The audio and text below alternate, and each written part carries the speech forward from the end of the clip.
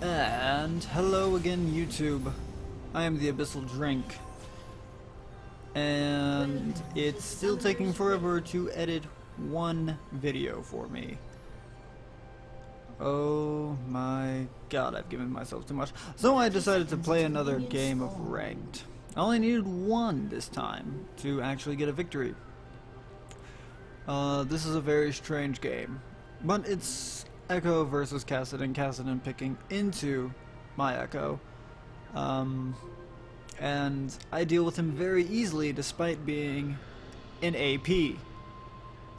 And also, while in my last video where I played Talon, and I'm talking about how I don't want to take team fights, Ekko is a little bit different because of his giant AoE and get the fuck out of jail free card with his ultimate. So with this game, I have one particular goal in mind for early. Bully the absolute hell out of Kassadin after he's used his Q and the shield goes away. The biggest thing about why Kassadin can win so many magical trades is not just due to his passive giving him just innate magic resistance. That's pretty much better than any other champions, at least early game. But it's also his shield. That magical shield will, even though it's such a low amount, it's still going to negate most of my damage, at least a fair enough chunk of my damage to where he can actually trade with me. So I want to just get level 2, and then every time he uses Q, I'm going to go in on him as soon as that shield goes away and as long as he's in range. Because he can't out-trade me with just one ability. He just can't. Ekko's passive, like Talon passive, is pretty strong, but where Ekko gets his power from his passive is in the mobility, just so that he can run away. And Kassadin has pretty much none until level 6. So he's used a shield, and I go straight in on him. I hit a minion, but it's fine, because I get to run away. Now, I continue to jump into his minion wave without too much fear. Now, it's mostly because I'm being cocky and reckless, but hey, it got me a kill and his flash. But really, should be at least grateful that I kind of forgot to change my runes. I have a tendency to stop paying attention and forget to change my runes all the time. So instead of having magic resist runes, I have armor runes. But the armor runes help because I'm not really worried about the magical damage coming out of Kassadin because it's early game Kassadin. Really, he's not supposed to do any damage. He's just supposed to survive. Especially when he just builds a mana crystal as first item. That basically means the most damage I'm contending with is physical damage. So my fuck up pretty much helped me out a lot. It just allowed me to continue jumping into his minion wave, taking a few minion shots, and pretty much being fine with it. And that's just going to be the state of this lane the entire time. It's just he's used Q, I jump on him, and I get a full combo off on him, and I win the trade out despite his entire minion wave attacking me. He doesn't have flash, so I know there's no way he can escape. And I'm going to let this wave kind of push into me while clearing out some of it so it doesn't push too quickly, because I just want to make sure the lane is long enough that I can actually chase him down. But Kassadin is playing back because he's already died once and he knows he doesn't have flash, and he probably doesn't know where Amumu is. Okay, he does know where Amumu is, which is pretty much the only reason why he'll ever step forward even just a little bit. I can kill him, but I kind of need a few rotations of my abilities, which again is why I want a longer lane. So that's pretty much just going to be the early game state here. It's just a whole lot of me jumping on him. Now I take a tower shot and lose this trade. I go a little too far. I'm very reckless at times. And I realize it, and I still go in on him. But I can still win these trades. Because again, it's just this Q shield that I'm worried about. Hecarim appears to be on bot side. Again, I can't tell. My video footage for me is grainy as all hell. And apparently he was, as he just died to Xayah. So this game is going pretty well. It's 5-1. I am dominating this Kassadin. There's nowhere he can run. I'm level 6, and he's still level 5, so I can just run him under tower if I wanted to. Muumu's taking dragon. I have nothing better to do. I come help. I could be taking tower plates, but I'd rather just make sure that, you know, this is actually secured. And I leave. So, just looking, panning the camera up the top side, because I've never really paid attention in-game, so I kind of want to see a little bit of what was happening. Kayn, at this point, is 2-0 to the Aatrox, so he's doing pretty well for himself, surprisingly enough. Back to mid lane, there's a Kassadin, farming. Now, his farm is pretty even with mine, at least for the early stages of the game, but as I continue to beat that ass, that changes. So now he has ultimate. Here's something that I kind of realized after a while. Kassadin's ultimate, you have to think about how long of a duration that debuff is for him. And just look at how many times he is jumping. When Kassadin is ulting, his mana costs for his ult increase every time, and it'll stay that way for, I think, 20 seconds or so. Kassadin cannot ult away from me. He has no flash. He can't escape. I ult, kill him. It's a free kill. There's nothing he can do. His flash was down. He used his ult way too many times and ended up having the debuff be so high that he can't even ult again to escape. So it's a free kill. If you can pressure a Kassadin and force him to dash away, you should do so. Now, I was paying attention to everything going on because I am walking back to my lane. I have nothing better to do. So I was watching this pretty good 2v2 from my bot lane. They were playing pretty well. And then there was something going on in top lane where unfortunately the Kayn doesn't ult the Aatrox and doesn't at least get one kill. You still would have died, but if he had killed the Aatrox, it's a little bit more worth. So now I'm just back in mid lane, and I've kind of realized the strategy against the Kassadin. I'm going to follow the Kassadin because I know my bot lane is not in the best of positions. So I just want to make sure Kassadin doesn't get any bright ideas. Now I do this, which of course anyone can expect it. It should be easily expected. But I just want to push him away because I really just want to keep shoving under tower because it's Kassadin. The more I shove under tower, with him having no damage items, he has no AP whatsoever, it just means it's harder for him to farm. And he's probably going to use his ult more often, and he's going to lose more mana. I wasn't really afraid of the Hecarim, so I just took a free ward. I tried to replace that ward before it died, but Top lane, things are happening between Kayn and Aatrox. I wanted to go help, but then I noticed Muumu is doing Herald, so I help him with that instead. Because Herald is definitely very good.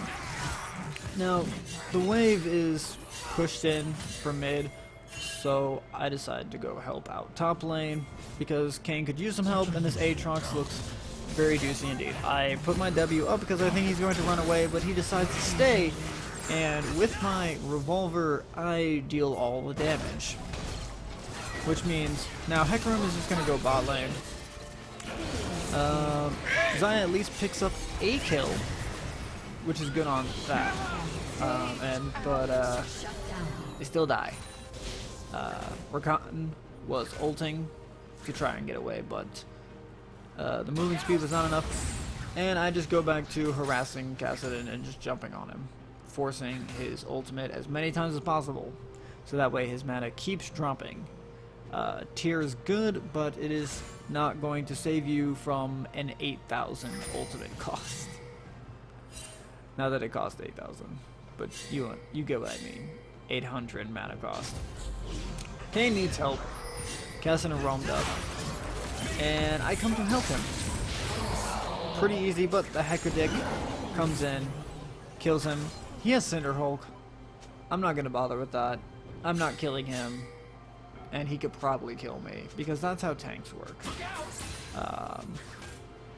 So just going back to mid, and I want to push this Raven because the dragon is up, but the whole mid game is pretty strange. I'm just attacking Hecarim because I want him to stay in mid. That was a very weird W for me. My mouse was going crazy. And I decided to come and help out because we do want the Infernal Dragon.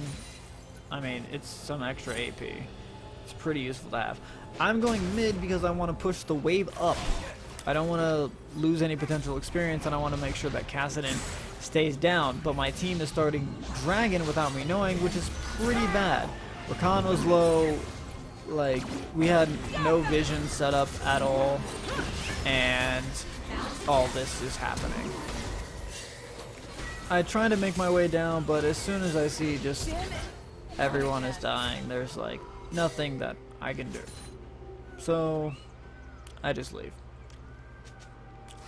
Just checking for vision with the scrying, and I make my way back to mid, but I noticed that there is a Blitzcrank, and also mid-wave was dead. Blitzcrank clears the ward. He's half HP. I should have used my W first, but it was just free kill, really. I wasn't really too worried about anything going on. Kane teleports in, and he really didn't need to. He probably could have just stayed top, but it kind of is what it is. Unfortunately, Mumu misses Smite. He completely effed that up, and this Kassadin thinks that with his items he can kill me. He cannot. And we pretty much clean the rest of them up. Kane manages to pick up this, well, not Kane, Xayah picks up this kill here. But I'm more worried about what's going on top lane, because Aatrox has not left, and for some reason Kane decides to walk in the most strangest, with the most strangest pathing that there is. You don't really want to walk near towers when you're going to another lane. Just don't. It doesn't make any sense.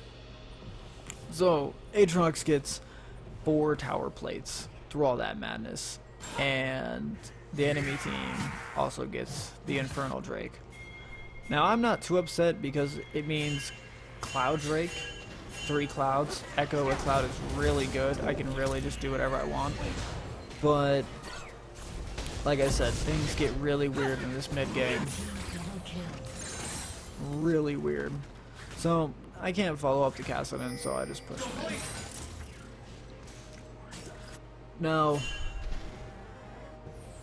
this is super weird because I have no idea where Hecarim is coming from. You'll see soon. I'm fighting the Kassadin because I know that I can. And then all of a sudden, surprise butt sex Hecarim comes out of nowhere. I don't know how. He must have slipped through the bushes. Now here, I wanted to ult, but my reaction time was not good enough. If I had ulted, I would have survived. Guaranteed. Kassadin is not going to do anything, and if I ult at the right time, Hecarim is too far down, and I'd just be able to E onto him. So that's a 700 gold shutdown for the Hecarim, which does become a problem. One of the only saving graces is that we can take a tower topside. Now, how many times I reiterate, mid game is just super weird. I don't know. But we get bot tower, we get top tower. Now, the only thing left is mid tower. And things are happening in the jungle for some reason. And, well, not really too much I can think about here. I noticed the Ashe ult, and so I decided to come over and help.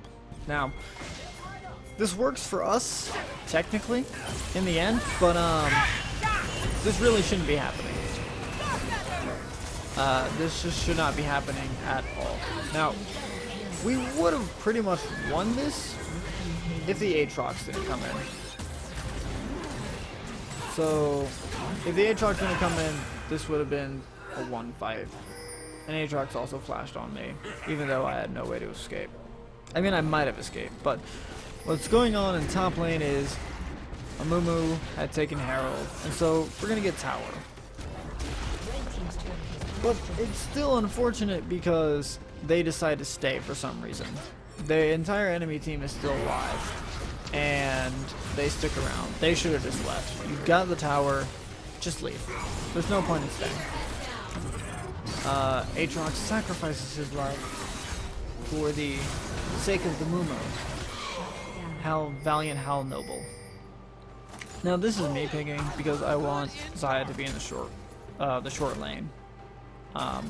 She picks up some CS, which is still good, but I want to make sure that Xayah has the shortest escape routes possible. Also, Cloud is coming up, and I just kind of want the bot side advantage for myself, because the one thing that I, as Ekko, should be looking for is multi-man stuns. Now, I probably could have fought this Aatrox just straight up and ran away rather easily. I just don't. And this fight is just the epitome of go for it. So, Kane's in topside. Dragon is coming up. Kane does not have TP. And at least I don't think he has TP. And this fight is breaking out. I don't get anyone with my stun, which is unfortunate. I use ult just to escape. And I managed to get Kassadin. And at this point, it's just us being chased down. I throw out my Q to make sure that the Ashe is slowed down for the sake of the Xayah. Now, here we're thinking that they are going to be taking Dragon, which they kind of are, but they're getting scared now because the Aatrox had teleported topside. Now, had I had known Aatrox had teleported topside, because I didn't notice it, I would have for sure have gone after the Blitzcrank and the Ashe. Ashe had no ult. Blitzcrank probably had ult, but I wasn't too worried about him. So all of that is going on topside. I'm thinking, okay, we clear on vision and we set up our own vision, but apparently we're starting Dragon. And I join in. Because I'm thinking that we can turn and I'll be healthy enough to do it. Like, I can delay it rather well. Now, I shouldn't have ulted. I should have waited a little bit. I think if I had waited just another second, my ult could have done a lot more. Because this is just a strange fight where everyone is just dying. I'm going to escape because of my movement speed, and I'm just making sure to dodge Aatrox the entire time. Kane teleports in to attempt to stop, which he does, but it's kind of all in vain. He doesn't have ultimate, so he dies pretty much for nothing. They still get Dragon, and things are just weird. The biggest issue really is the Aatrox and the Hecarim, and Blitzcrank is always an issue. because of the nature of his kit. But those are the two issues, and I just get a free kill because, you know, reasons. Now, you'll probably notice I have a gunblade, not a proto belt. I don't like proto belt. I just don't. I've just always liked gunblade ever since Ekko released, and that's how I play him. Because I value that slow just a little bit more than the tiny amount of dash that proto belt gives. I don't care. Now, this is where things kind of begin to turn around. We're just clearing out vision pretty much for Baron setup, but we're still pushing the wave. And we shouldn't be diving. We don't have minions, and minions can help turn tides of a fight.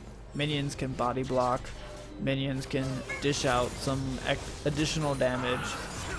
People getting away with slivers of HP happens so often that minion damage could do something about it. Amumu wanted to wait in the bush, but they have an Ashe. It doesn't matter. So we have minions, and we get able to push up, but the Rakan gets pulled in and just pretty much gets one bang. Now it's very important that I note Blitzcrank used his ultimate, because if he hadn't, this fight would have gone differently. He manages to get off a pull on me, but that just lets me get my ult off on them, and now they're all pretty much grouped up, and we are playing front to back completely.